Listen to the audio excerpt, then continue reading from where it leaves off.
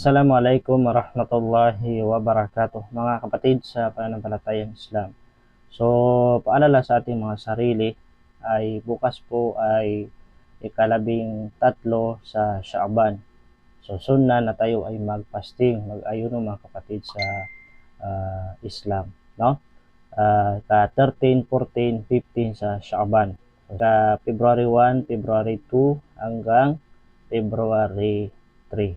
So yan ay sunnah, voluntaryo mga kapatid sa Islam, at ang sinumang tao na mag-ayuno sa buwan ng Shaaban ay malaking gantimpala na matatanggap niya na ibibigay sa kanya ni Allah subhanahu wa ta'ala.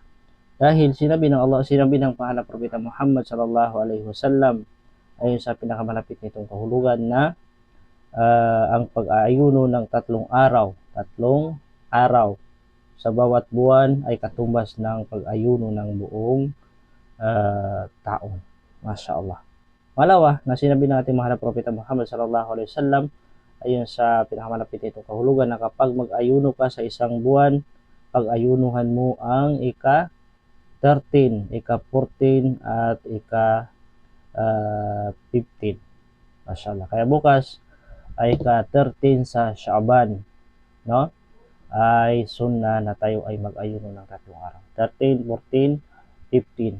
February 1, February 2 hanggang February 3 mga kapatid sa pananampalatayang Islam.